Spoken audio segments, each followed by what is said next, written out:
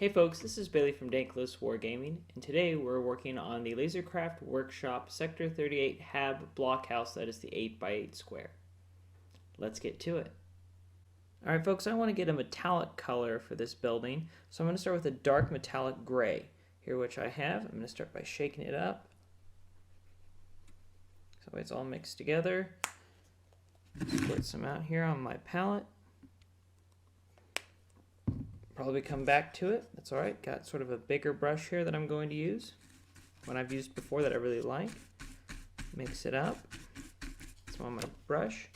And then apply directly to the building. I want to get my strokes to all go in one direction.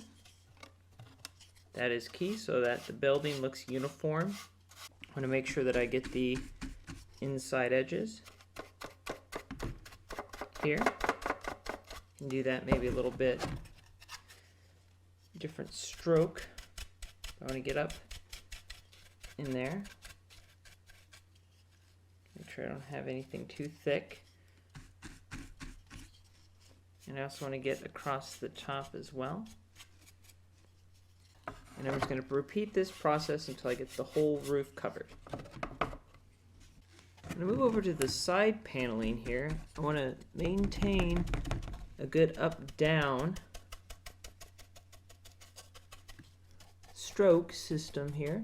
Try and maintain the same sort of strokes that I have on my roof, and I want to kind of press up in and around these panels so that I get paint right where I want it.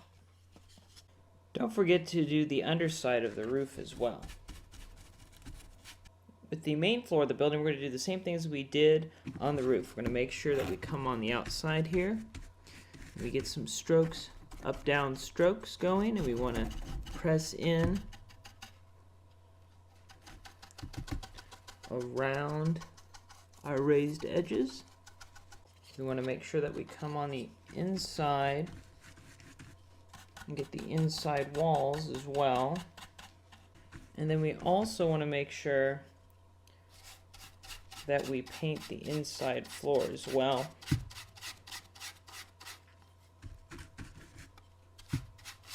Maintaining this same stroke direction across the whole surface. Just like with the roof, don't forget to do the bottom of the main building as well. Again, you want to pick a spot, maintain the brush strokes in the same direction across the whole bottom. So you can see here we have our completed roof.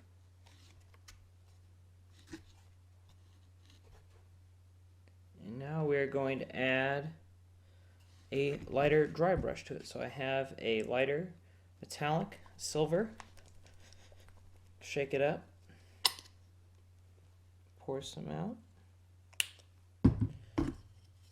Now I'm looking for more of a dry brush on this one, so I'm going to get the paint on the brush and then take a bunch of it off, and then I want to lightly skim the hard edges, and then when I stroke across, I'm going to use the same direction as the original strokes. The main areas of concern are to get onto the corners along these hard outside edges when dry brushing. Once again, don't forget to do the underside. Now we're going to continue to do a similar thing that we did with the roof with our dry brush. Here on the main floor we're going to use the same color paint, the same sort of lighter silver, brighter silver, and we're going to dry brush it on. So get some of the paint off on my brush here, flip this up, and I want to go along the hard edges. Sort of flick it on, flick down the sides, flick up, flick down the sides, and then get the inside up, down like I did before. On the inside here, I want to dry brush across the same way I stroked before. And I'm just going to repeat this process, inside, outside, and across the floor on the entire model. And once again, just like with the roof, don't forget to do the bottom. Now, one thing I'd like to do when I'm working with a lot of metal on a model is to use a wash. So I'm going to make one here. I've got a black, use a darker wash. I'm going to get a brush. I have some water here, and I'm just going to add a bunch of water to this black paint. I want it to be very soupy, very thin, and once I've got it sort of to a consistency that I believe is thin enough, then I apply it to the model. And even if it's not thin enough, I can always go in here, get some more water, and reapply the wash. And I love a good wash, and I want to keep the strokes similar to what I had before. I got a lot of air bubbles. I want to get in there and get rid of them as much as possible. But what I love about a good black wash on a big metal model like this, when I'm painting a lot of metal like this, is the fact that it allows the dry brush and the main color to blend, as well as blend in nicely with the original base coat, which is black. Just want to keep going around the model and applying this wash to all the different parts, get it into all the little nooks and crannies. I want to be especially sure when I add my wash, which is the same wash that I used on the roof, to my main building, to get it in all the nooks and crannies on all the windows and the doors and the panels. That's a on my model, because I don't want to make everything black, but I want to darken everything and blend everything using this wash, which is what I love about a good wash. I want to apply this everywhere that I can, all over the entire model, on the inside, the outside, on the floorboards, and on the bottom as well. But that might take some time because wash, since it's got a lot of water in it, does take time to dry.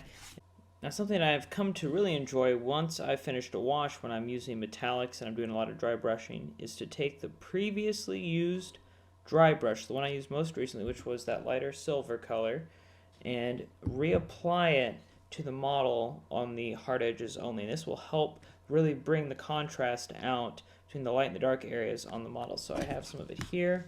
I'm going to apply just to the extreme edges, the hard edges.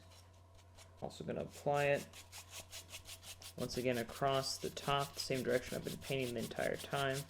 And this will really help bring the color out.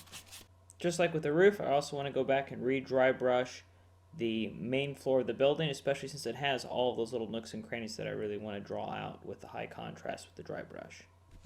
Go right across the top edge here, down the sides and the corners, across the bottom, and then flick it on here with all these panels, doors, and windows. I also want to make sure, just like I've done with all my other colors, to come in on the inside, and then I want to apply across the floor just like I did before and on the roof just moments ago. I'm now going to get a more of a detail brush, and I have some gold here that I'm going to use because I want to do the paneling on the outside here, the raised paneling, in a nice gold color. So I'm going to get some of this on my brush, then I'm going to come in and I'm going to apply it straight to the raised paneling. And I'm going to make sure I get on the sides of the paneling as well as across the front. And when I paint, I want to paint the same direction, so I'm going to paint down across just like I've been doing the entire time. And like I said, I want to make sure I get around the top. If I make any mistakes, I want to get some water on a clean brush and come in and wipe it up. That is the plan, to do this across all the panels. The same gold that I applied to the roof panels, I'm going to also apply to the panels here, the windows, and the door. So I'm going to get some of it here on my brush. Do the door first. And again, you want to make sure you're doing the inside, outside, and visible, the flat top edge. Part done there. And I can do this panel here.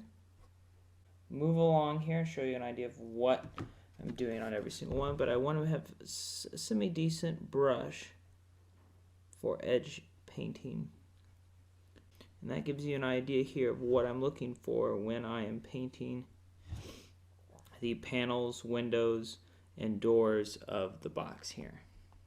Alright folks, now I want to do the rivets, and I want to use a bronze, which I have this color right here for that. I'm going to shake it up, and I want to use this smaller brush here to do the rivets. And I want the Brush should be big enough that I can do the rivets in one little dip, but not so big that it gets everywhere. And if it does get everywhere, I'm just going to use a brush with a little bit of water to clean it up. So I'm going to start here with the front of the building. I'm going to start with the door. So we've got a lot of rivets, and my hope is that by doing this darker color, it sticks out as more distinct, not just on the gold, but on the darker metal as well. So we do the doors, we want to do the paneling here on the squares, not just the raised squares, we want to do the rivets also that are on the flat panels here that are delineated on the main part of the building. So I'm going to do the rivets on the windows.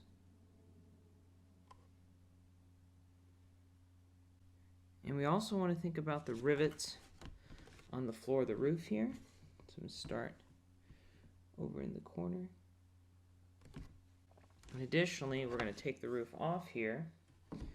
And notice there are rivets on the floor on the inside of the floor. And we're going to do those rivets as well. And so rivets on the floor on the inside of the building, rivets on the floor on the roof, rivets on the windows, the doors, the panels that are raised, the paneling that is not raised. And here we have it, folks. You can see here we've got the rivets done in bronze on all the paneling. Alright, last but not least is the ladder. I remembered it this time. And like all the other ladders, I'm going to kind of keep this one brighter than the rest of the building, because that way I want to keep my ladders interchangeable. Should anything happen to a ladder on one model, I want to be able to interchange them and everything looks the same. So this ladder is going to be a little bit brighter than the rest of the building, but that's alright, that's what I want. So I'm going to take my darker silver color here, metal color,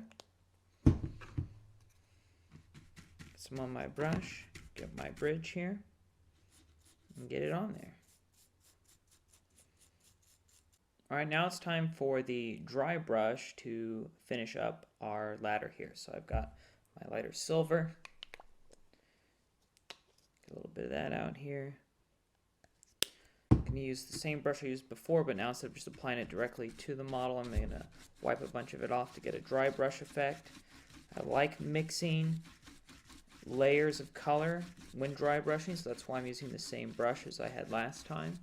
On here I want to just hit the extreme edges.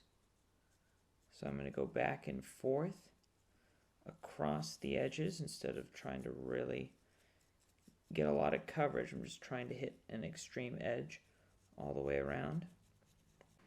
I'm going to attach it here to our building, and there we have a completed. Once again, folks, here's our Sector 38 Hab Blockhouse. That is the 8x8 square by Lasercraft Workshop. If you like this piece of MDF terrain or Dankless Wargaming, please check the description below for more information. Also, please like, comment, and share this video. Until next time, I'm Bailey, reminding you that if your lists start to tank, then it is time to get dank.